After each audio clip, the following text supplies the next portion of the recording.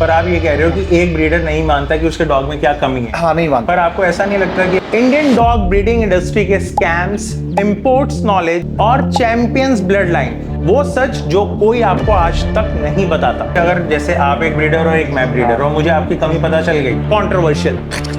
Trending breeds ले लेना बहुत इजी है, समय होता है, मतलब सब चीजें पैसे से ही चलती हैं। 45-50 लोग के आसपास हमने चैंपियन भी अभी तक बना चुके हैं। But as a human being क्या आप रेडी हो? इसका फादर है साइप्रस डीजल पे, मुझे रॉटवीलर होगा, मैस्टिफ वगैरह ये। कौन सी कंट्रीज आप ज्यादा प्रेफर करते हो इंपोर्ट करने के लिए? 20 के आसपास, 20-25 हमने डॉग इंपोर्ट अभी तक करा चुके हैं। अच्छा, आप 20-25 करा चुके हो। 40। पर क्या लोग उनको हैंडल करने के लिए फिजिकली, मेंटली, फाइनेंशियली और एथिकली रेडी हैं? तो एंजाइटी होगी, उनको एनर्जी स्टोर होगी, तो अगर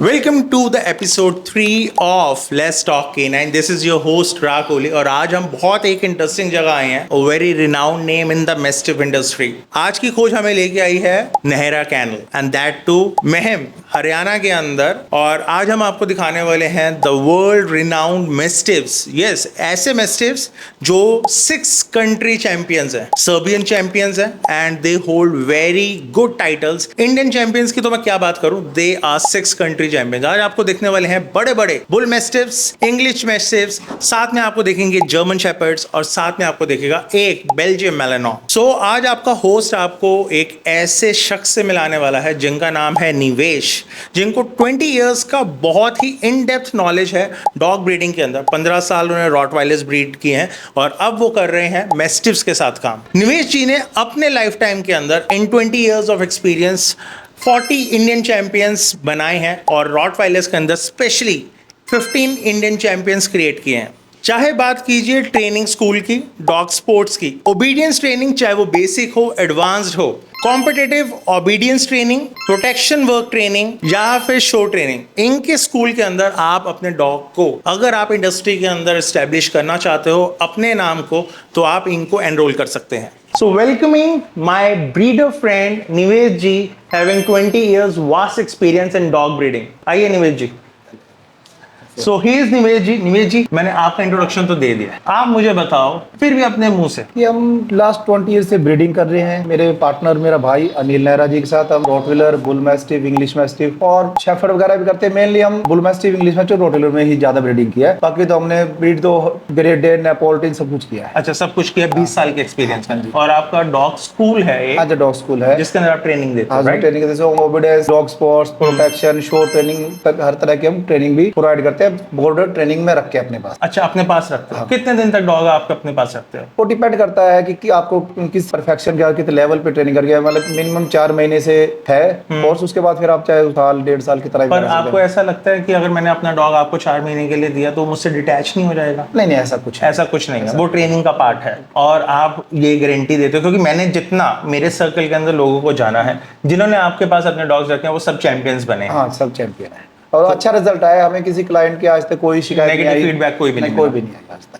आपका सबसे पहला इंपोर्ट डॉग है रॉडनी द पोल, तो इसके बारे में बताओ मुझे आप। ये अभी यूके से हमने लेटेस्ट मंगवाया फरवरी में। अच्छा। इसका फादर है साइप्रस डीजल और वो भी क्रफ्ट वगैरह में विनिंग की है और बहुत अच्छी ब्लड लाइन का है और इसकी हाइट होगी तकरीबन 30 इंच के आसपास। ठीक है। और वेट है 110, 100 प्लस वेट है। 100 प्लस वेट है, वो दिख रहा है मुझे। तो इसकी ब्लड लाइन बहुत अच्छी, इसकी बहन भी क्रफ्ट में जीती है। ये वहाँ पे शो नहीं हुआ था। अच्छा। अभी इस सीजन में हमको नॉर्थ इंडिया में शो करेंगे। ऑल ओवर इंडिया नहीं करेंगे, सिर्फ नॉर्थ इंडिया में करेंगे। ठीक है, तो आप मुझे फेस रिंकल्स के बारे में बताओ इसके। जो स्कूल ईयर के बीच में फ्लैट होना चाहिए। अच्छा। ऐसे राउंड नहीं होना चाहिए। ठीक है। और यहाँ फोरहेड पे हल्के रिंकल होने चाहिए, चिक्स पे थोड़े रिंकल होने चाहिए। ठीक है। और लिप थोड़ा हल्का सा लूज होगा तो चलेगा। ये एक रियल मैस्टिफ की पहचान। थोड़ा हल्का सा लूज होना चाहिए, बस ज्यादा टाइट नहीं होना चाहिए। रॉडनी की क्या एज है?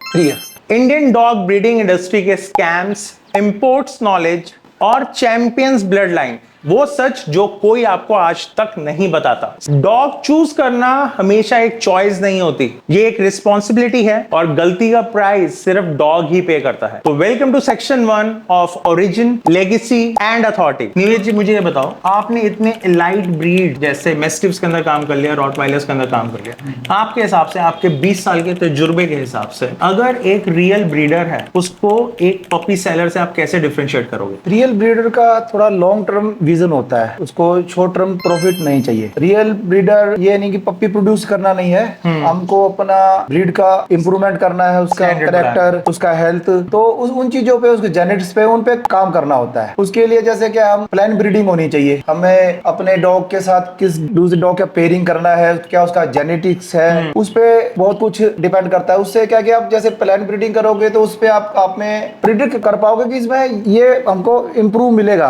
नेक्स्ट जनरेशन में। मतलब कि प्रिडिक्ट कर सकते हैं, 100% गारंटी कुछ नहीं है, हम फिर भी कोशिश करते हैं कि हम ये प्लान ब्रीडिंग कर रहे हैं तो इससे हम ये चीज प्रोड्यूस कर सकते हैं। और थोड़ा सा इन्वायरमेंट पे, अर्ली सोशलाइजेशन और उसका न्यूट्रिशन वगैरह, इन चीजों पे अपना ध्यान देना चाहिए। और बायर के साथ हमें थोड़ा सा उनको गाइडेंस करनी चाहिए, ये नहीं कि हम उनको पप्पी सेल कर दिया और हमको रिस्पॉन्सिबिलिटी खत्म।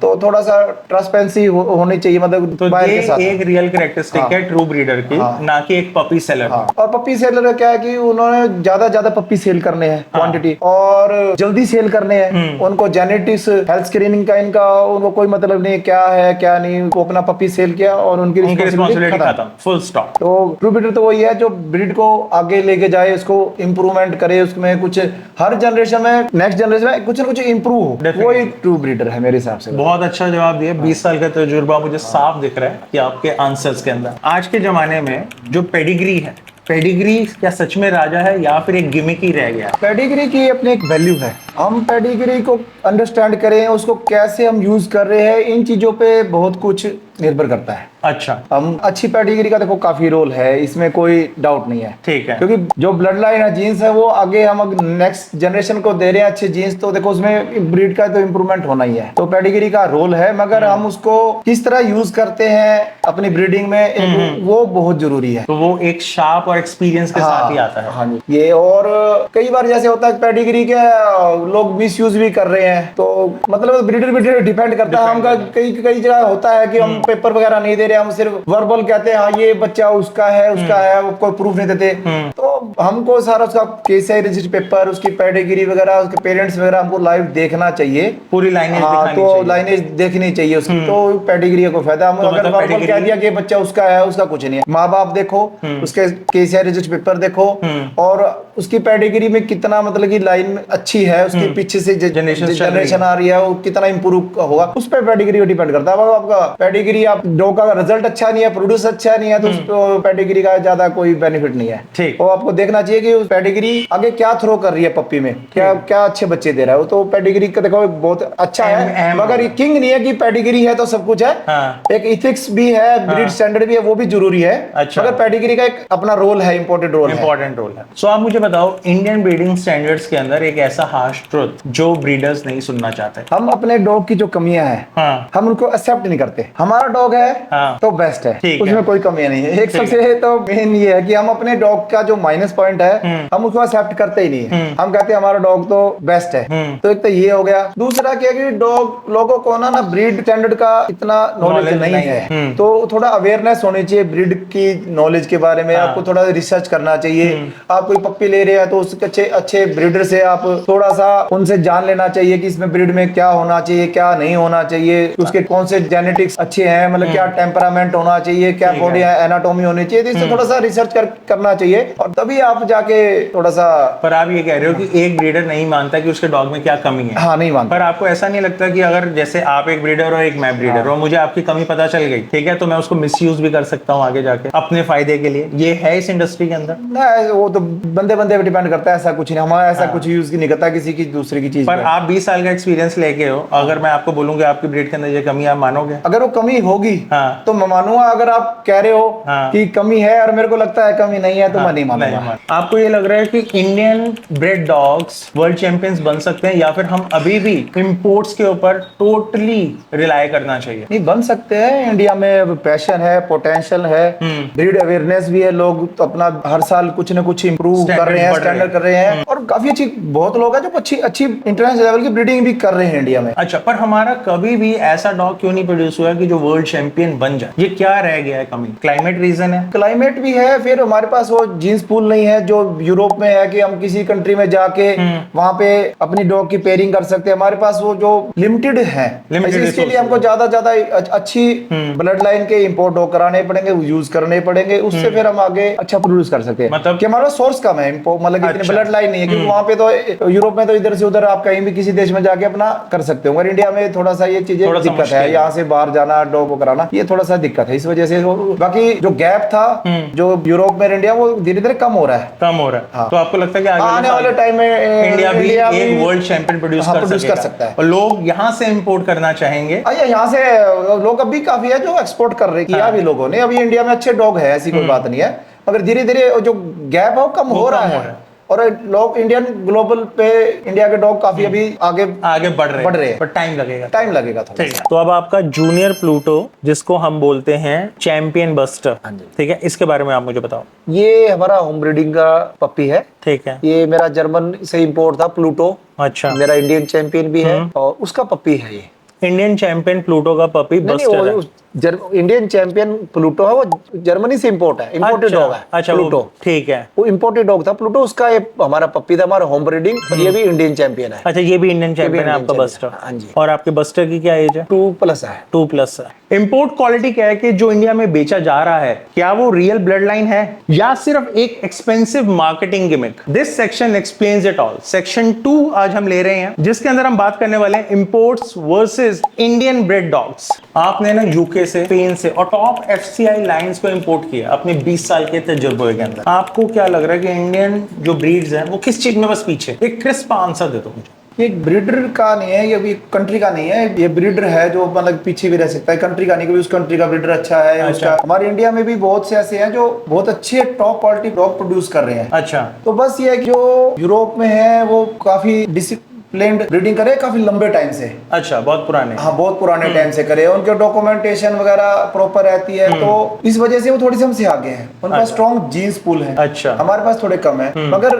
इंडिया भी अभी काफी अवेयर हो रहा है, ब्रीड के बारे में ग्रो कर रहे हैं, तो गैप कम हो रहा है धीरे धीरे, तो आगे जाके इंडिया भी उनको लेवल पे आ जाएगा, कंपटीशन देगा। डॉग को इंपोर्ट करना एक ब्रीडर के लिए स्टेटस सिंबल नहीं हो गया? नहीं, डॉग हम जो इंपोर्ट कराते हैं वो पर्पस के लिए है। अच्छा, पर्पस ड्रिवन है। पर्पस के लिए, क्योंकि हमको नए जीन्स चाहिए, फ्रेश ब्लड लाइन चाहिए। अच्छा। और डिफरेंट ब्लड लाइन चाहिए, ताकि हम इनब्रीडिंग ना हो। और हम फ्रेश ब्लड लाइन लेंगे, अलग अलग लाइन से लेके आएंगे, तो ऐसा है कि जो हमारे कोई डॉग पुराने हैं उसमें कुछ कमियां हैं, तो हम नया इंपोर्ट फ्रेश अच्छी पेडिग्री यूज करके हम जो कमियों को आगे इंप्रूव करेंगे ब्रीड को। अच्छा। तो इसलिए देखो, स्टेटस नहीं है, ये पर्पस के लिए है कि हमको जरूरत है इंपोर्ट की। तो इसलिए देखो, इंपोर्ट डॉग हमें अपनी इंप्रूवमेंट करानी है, तो हमें अच्छा रिजल्ट प्रूव और अच्छी पेडिग्री के इंपोर्ट डॉग लेके आने ही पड़ेंगे। ये स्टेटस सिंबल नहीं है, ये हमारी जरूरत है। ब्रीडिंग इंडस्ट्री के अंदर ना बहुत सारे ब्रीडर्स इंपोर्ट लाइन का क्लेम करते हैं, बट उनके पास एक्चुअल लाइनेज पेपर होते ही नहीं है। आपको लगता है कि ये स्कैम बस्ट होना चाहिए?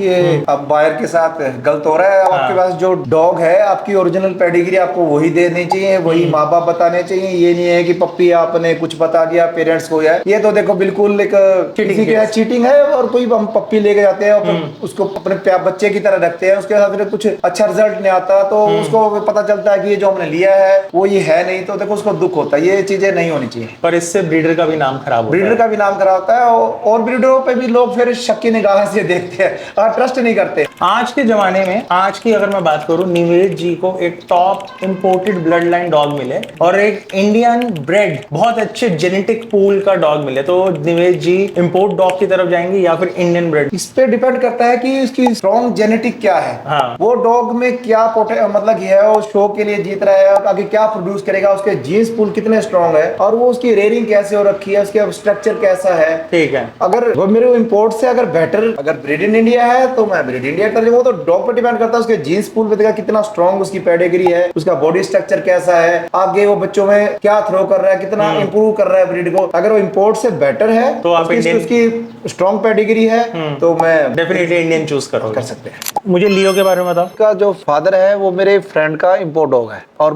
वैसे हमारी होम ब्रीडिंग का है। अच्छा, लियो भी आपके होम ब्रीडिंग का? होम ब्रीडिंग का, मगर उसमें जो फादर है वो मेरे फ्रेंड का डॉग इंपोर्ट डॉग, हमारा खुद के अपना स्टड डॉग यूज नहीं किया था उसमें। ठीक है, तो आगे प्लान क्या लियो को लेके आपका? आगे शो करना चाहोगे? इस साल अभी शो करेंगे। इस नॉर्थ इंडिया? नॉर्थ इंडिया से सिर्फ नॉर्थ इंडिया? सिर्फ नॉर्थ इंडिया, क्योंकि ज्यादा ट्रैवलिंग में इतने बड़े डॉग के साथ मुश्किल हो जाता है। ट्रेंडिंग ब्रीड्स ले लेना बहुत इजी है, पर क्या लोग उनको हैंडल करने के लिए फिजिकली, मेंटली, फाइनेंशियली और एथिकली रेडी हैं? Section 3 is breed specific insights. अभी ना इंग्लिश मैस्टिफ बहुत जल्दी ना पॉपुलर हो रहे हैं इंडिया के अंदर, बहुत ज्यादा रील्स बन रही हैं, लोग बहुत अवेयर हो रहे हैं कि बड़ी ब्रीड्स हैं।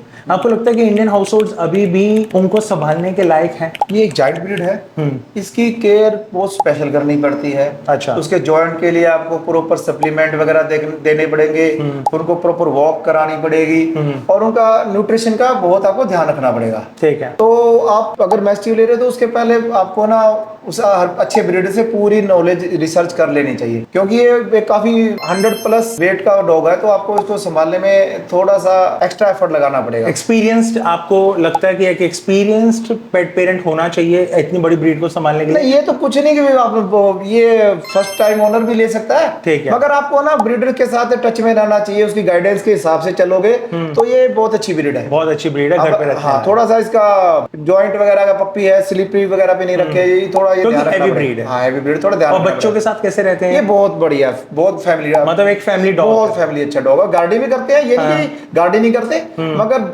आपके घर के लिए बहुत अच्छी ब्रीड। और 550 PSI, 550 PSI, guarding instinct, giant dog और फैमिली के अंदर आराम से बिल्कुल एडजस्ट करेगा, मगर छोटे फ्लैट में थोड़ा सा बड़ा होना चाहिए। इनके लिए स्पेस चाहिए इनको।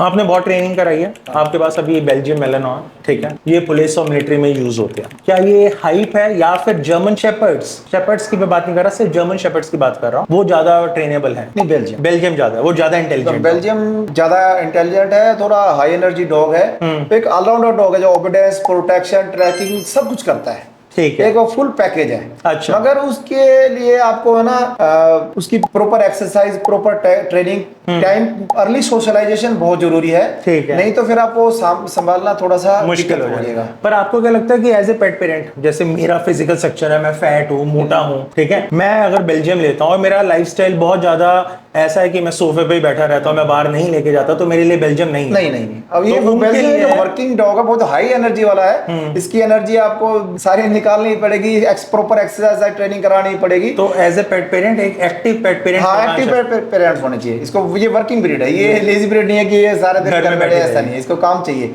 जितना ये वर्किंग करेगा, ट्रेनिंग करेगा, उतना ही खुश रहता है। ठीक है, उतना कंपोज रहेगा। एज ए ब्रीडर मैं एक रॉटवाइलर या जर्मन शेपर्ड इंपोर्ट करता हूँ, तो as a breeder first time breeder हूँ मैं और मैं इंपोर्ट करता हूँ, ठीक है, आपको लगता है मैं क्या गलती मुझे नहीं करनी चाहिए इतना एक्सपीरियंस होने के बाद? कई बार लोग ब्लड लाइन के पीछे बहुत ज्यादा भागते हैं। अच्छा। ओवर थिंकिंग करने ले जाते हैं, वो ब्लड लाइन करते रहते हैं, मगर ये नहीं देखते वो डॉग क्या लेके आ रहे हैं। मतलब डॉग में ब्लड लाइन में अच्छी होनी चाहिए, मगर उसी साथ डॉग का टेम्परामेंट और उसकी मतलब कि जो ब्रीड के स्टैंडर्ड सारे होने चाहिए। ये अकेली ब्लड लाइन, इनके ब्लड लाइन हम ये कर लेंगे, प्रॉपर टेम्परामेंट, प्रॉपर उसका जेनेटिक्स, सब कुछ हर चीज देखनी चाहिए। तो as a first time breeder मुझे ब्लड लाइन देखनी चाहिए, टेम्परामेंट देखना चाहिए, स्ट्रक्चर देखना चाहिए, करेक्टर, सारे करेक्टर भी सब कुछ देखना चाहिए आपको। एक चीज के पीछे अकेली ब्लड लाइन है, सब कुछ कंबाइंड एक देखना चाहिए, कंप्लीट डॉग लाना चाहिए। Complete dog. आपकी एक इंडियन चैंपियन है जो बहुत फेमस है, ब्रांडी, उसके बारे में बताओ मुझे आप।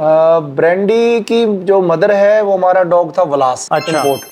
वलास की डॉटर थी इसकी मदर, और इसका फादर प्लूटो है। अच्छा, वो भी फादर प्लूटो है और उसकी जो मदर है वो हमारा इंपोर्ट डॉग है वलास, उसकी बेटी है। ठीक है, ये इंडियन चैंपियन है। और हमने तकरीबन 20 के आसपास 20-25 हमने डॉग इंपोर्ट अभी तक करा चुके हैं। अच्छा, आप 20-25 करा चुके और हो। 40-45-50 डॉग के आसपास हमने चैंपियन भी अभी तक बना चुके हैं। मुझे रोटवीलर हो गए, मैस्टिफ वगैरह ये कौन सी कंट्रीज आप ज्यादा प्रेफर करते हो इंपोर्ट करने के लिए? अलग अलग है। इटली से भी अच्छे हैं, यूके में भी अच्छे हैं। अगर मैस्टिफ हम ज्यादा यूके। ठीक है, पर आज के जमाने में अगर किसी को डॉग इंपोर्ट करना है तो आपको क्या लगता है कि लैंडिंग तक, आपके कैनल तक कितना खर्चा आ जाता है? काफी खर्चा है। ट्रांसपोर्ट का लगा लो आप 6,000 यूरो। 6,000 यूरो लग जाता है। ट्रांसपोर्ट। अच्छा, और डॉग की प्राइस अलग? डॉग प्राइस पर फिर भी एक टेंटेटिव अगर प्राइस बताना चाहो तो आप? नहीं, वो थोड़ा सा सीक्रेटिव है। ठीक, डॉग ब्रीडिंग पैशन से चल रहा है या प्रॉफिट के चक्कर में डॉग्स एक प्रोडक्ट बन के रह गए हैं, ये हम जानेंगे सेक्शन 4 के अंदर, ethic, greed and reality check. As a breeder आप बताओ कि ये ब्रीडिंग इंडस्ट्री प्रॉफिट बेस पे चल रही है या फिर पैशन बेस पे चल रही है? मैं आपका मान गया कि आप पैशन बेस्ड हो। दोनों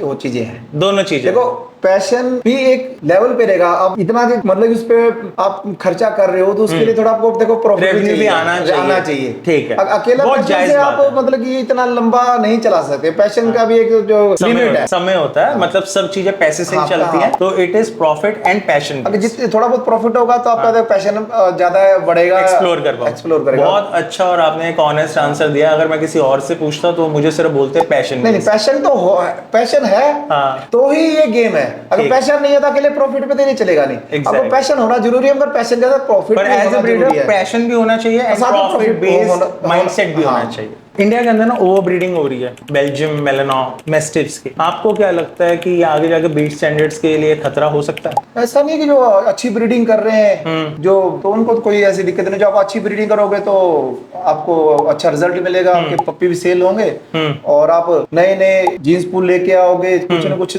और अच्छा प्रोड्यूस करोगे। तो इसमें ऐसा कुछ नहीं है, मगर कि मेन है कि आप ब्रीड स्टैंडर्ड के हिसाब से अगर ब्रीडिंग कर रहे हो तो कोई दिक्कत नहीं है। कोई दिक्कत नहीं, मतलब एक लाइन ड्रॉ करनी ही चाहिए हमें कि ये नहीं कि धड़ाके से पपीज बेच रहे हैं। स्टैंडर्ड सारे प्रोटोकॉल्स मिला के, हेल्थ स्क्रीनिंग होनी चाहिए, उसका टेम्परामेंट, हर चीज होनी चाहिए, पेपर्स प्रॉपर होने चाहिए, केसीआर रजिस्टर्ड होना चाहिए। ये नहीं है कि आपने पप्पी फीमेल मेड करी पप्पी सेल कर दी, वो नहीं चलेगा। तो यहाँ पे एक लाइन ड्रॉ करनी पड़ेगी। एज ए ब्रीडर आपको लगता है कि should there be stricter law, मतलब लॉ ब्रीडिंग को करके इंडियन गवर्नमेंट की तरफ से कोई ऐसा स्ट्रिक्ट लॉ होना चाहिए ब्रीडर्स के लिए? कुछ होना चाहिए, जैसे लिमिटेड ब्रीडिंग होनी चाहिए, लाइफ टाइम में फीमेल या 2 या 3 लीटर हो, इससे ज्यादा ना हो।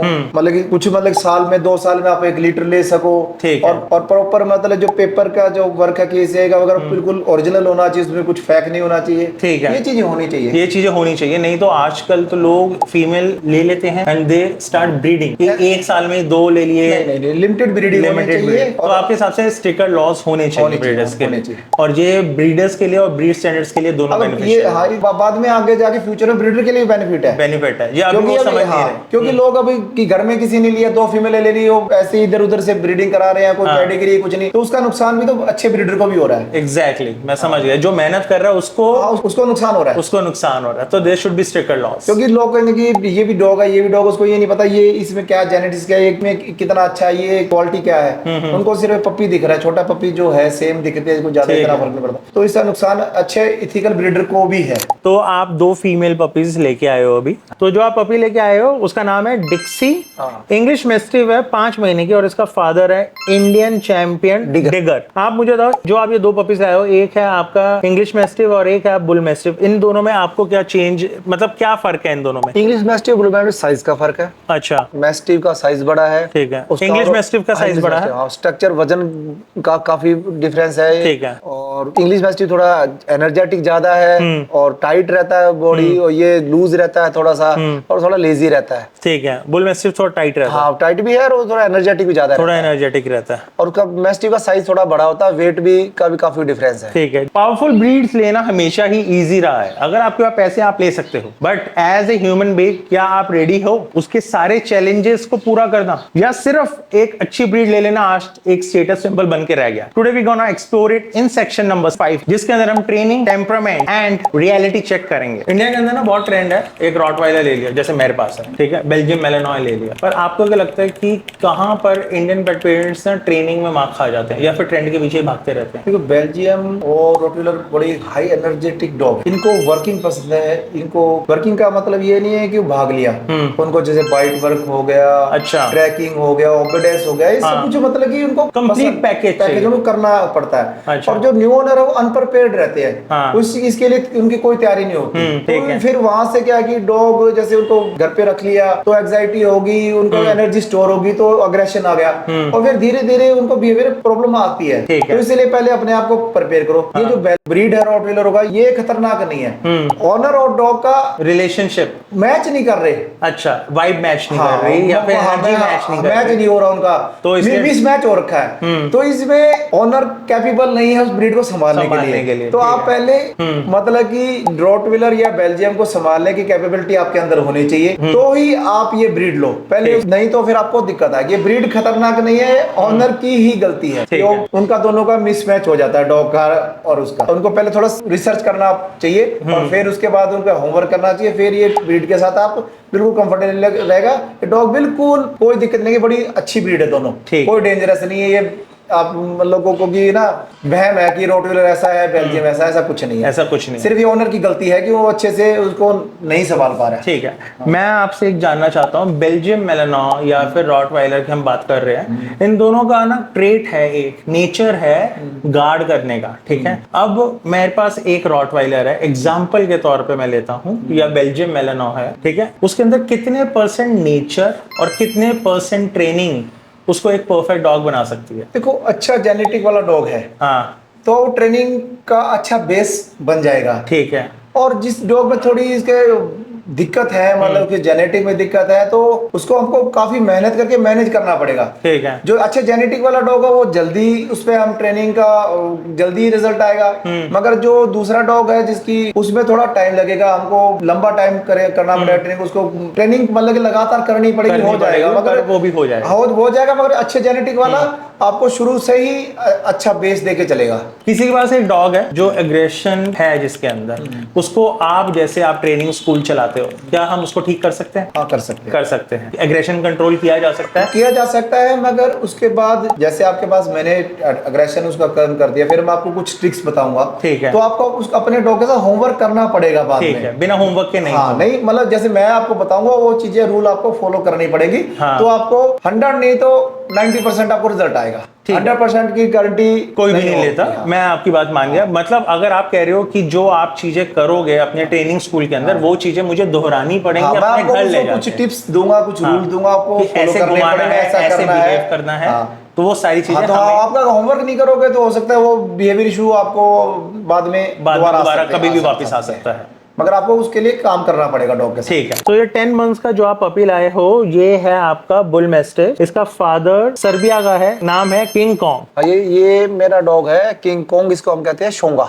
एके शोंगा। अच्छा, ये सर्बिया चैंपियन भी है और इंडियन चैंपियन भी है। ठीक है। और ये बहुत अच्छा डॉग है, प्रोड्यूस भी बहुत अच्छा है। अच्छा, प्रोडक्शन बहुत अच्छी है। अच्छा, बहुत अच्छा सुंदर डॉग था, बिल्कुल शॉर्ट मसल, रेड कलर का। ठीक है। तो इसका पप्पी भी अब हम इस सीजन शो करेंगे। बहुत अच्छा पप्पी है, काफी प्रोमिसिंग पप्पी है, आगे फ्यूचर में ब्रीडिंग में भी और शो के हिसाब से ये पप्पी काफी अच्छा है। ठीक है। अगर लोगों को आपको कांटेक्ट करना है, मैं आपका नंबर नीचे दे रहा हूँ, ठीक है। तो अगर किसी को भी कोई भी क्वेरी होती है मैस्टिफ्स को लेके, इंग्लिश मैस्टिफ्स, बुल मैस्टिफ्स, तो आप लोगों से बात कर सकते हैं। बिल्कुल कर सकते हैं। इंपोर्टेड बेटर है, एक्सपेंसिव बेटर है, क्या बिग डॉग्स डेंजरस होते हैं, कितना सच है और कितना मिथ, ये हम जानेंगे section number 6 about miss buster. Imported blood lines हमेशा ही बेटर है, मिथ है या फैक्ट है? मिथ। बड़े डॉग्स बहुत ज्यादा डेंजरस होते हैं, सच है या फिर?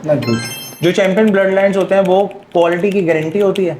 नहीं। एक्सपेंसिव डॉग हमेशा ही बेटर होता है? नहीं। तो आपका ये 6th डॉग जो आया है, ब्लैक फेस एंजल एंजो, किसके बारे में मुझे बताओ, एज कितनी है इसकी? एंजो हो गया तकरीबन 6 ईयर के आसपास। और ये एक इंटरनेशनल चैंपियन है? इंटरनेशनल चैंपियन 6 कैसिव है, 6 कंट्री चैंपियन है और सर्बिया का ग्रैंड चैंपियन है। और ये ब्रीड हुआ है हंगरी में। अच्छा, ये हंगरी ब्रेड है? हाँ, हंगरी में ब्रीड हुआ है। और ये सर्बिया का ग्रैंड चैंपियन है और इंटरनेशनल चैंपियन है, और साथ में 6 कंट्री का चैंपियन है। वाओ, इतने बड़े चैंपियन होल्ड्स इसने किए हुए हैं। आप इतने लकी हो गए हो कि आपको इतना बड़ा एक चैंपियन डॉग मिल गया है। क्या इंडिया कभी भी डॉग ब्रीडिंग इंडस्ट्री के अंदर लीडर बन पाएगा, या अब भी हम बहुत पीछे हैं इंपोर्टेड ब्लड लाइन से? ये हम जानेंगे सेक्शन 7 के अंदर, the future of canine industry in India. अगले 5 से 8 साल के अंदर इंडियन ब्रीडिंग इंडस्ट्री को आप कहाँ देखते हो?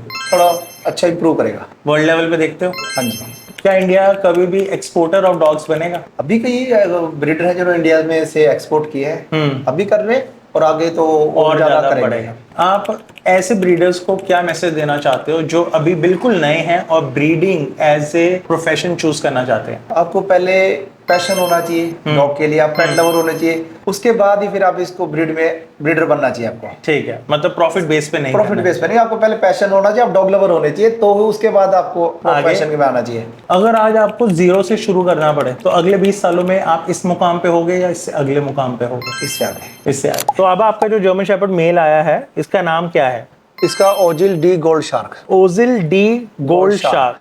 एज कितनी है इसकी? इसे 6 ईयर के आसपास अराउंड होगा। ठीक है, और मुझे बताओ कि ये कब आया था? ये जब 7th मंथ का था तब हमने स्पेन से इंपोर्ट करवाया था। अच्छा, ये स्पेन इंपोर्ट है। स्पेन इंपोर्ट, मतलब स्पेन में ये पैदा हुआ है और 7 महीने में आप इसको इंडिया ले आए थे। और इसकी प्रोडक्शन कैसी है? अच्छी है, लिमिटेड हमने इसको स्टडी में यूज किया है, हाँ। मगर जहाँ भी किया अच्छे पप्पी पैदा है। नहीं, वो स्ट्रक्चर देख के मुझे समझ आ रहा है कि आप अच्छे तरीके से रखा हुआ है, लाइट वेट है अभी भी, और प्रॉपर्ली खड़े होने का स्टांस भी बहुत अच्छा है। आज सच निकलेगा, नो फिल्टर्स, नो डिप्लोमेसी, सिर्फ real answers. Section 8 rapid fire. एक ऐसी ब्रीड जो आप आंख बंद करके ले लोगे। English mastiff. एक ऐसी ब्रीड जो आप किसी भी बिगनर को कभी भी कहोगे कि मत ले। ऐसी कोई ब्रीड नहीं है इंडिया में मोस्ट अंडररेटेड ब्रीड। इंडी ब्रीड। एक ऐसा आपका ड्रीम डॉग जो आप चाहते हो कि अगले 5 साल में आपके पास हो। अभी ऐसा कुछ सोचा नहीं है। एक ऐसी मिस्टेक जिसने आपको जिंदगी का बहुत बड़ा लेसन दिया। बगैर पूछे किसी को सलाह मत दो। सो नंबर 8 आपका बेल्जियम मेलेनॉ। मुझे इसका नाम बताओ पहले आप। इसका नाम उट्रेड। ठीक है, ये कितने साल का है? ये 2 ईयर। 2 इयर्स का है। इसकी क्या स्पेशलिटी है? आपके ट्रेनिंग पे आया हुआ है? नहीं, ये मेरा अपना ट्रेनिंग के लिए मैं रेडी कर रहा हूँ इसको। अच्छा, ठीक है। इसकी कोई ब्लड लाइन है? ये विवेक बंसल जी का एक डॉग था, और उसका मेरे को अभी नाम ध्यान नहीं आ रहा, उस डॉग का बच्चा है। अच्छा, तो आपको इसको लेके फ्यूचर के क्या प्लान्स है? फ्यूचर के से काफी हम अच्छी ट्रेनिंग करा रहे हैं। 2-3 साल मेहनत करेंगे, और इसके बाद जैसे आईजीपी की जितने भी एक्सरसाइज वगैरह होती है जो अच्छा। हम रूटीन की, तो हम इसको सब सिखा रहे हैं। ठीक है, तो आपको लगता है कि आप आईजीपी तक जाएंगे? बाहर बोर्ड जाके तो नहीं कर रहे, मगर कि जो आईजीपी का जो पैटर्न है, हाँ। वो हम इसको सारा सिखा रहे हैं। मतलब वो पैटर्न पे आप चलाना शुरू कर दिया डॉग को। हाँ, वो जो और पैटर्न आगे की फ्यूचर डिसाइड करेगा कि क्या रखा है। होगा। अभी ऐसा कुछ नहीं है ठीक है। कि बाकी जो एक्सरसाइज है जो आईजीपी की है, वो हम इसको सारी सिखा रहे हैं। ठीक है, वो सारी एक्सरसाइजेज कर रहा है। So this was me signing off from episode 3 from Nehra's Kennel and Duhan's Canine Academy. See you again.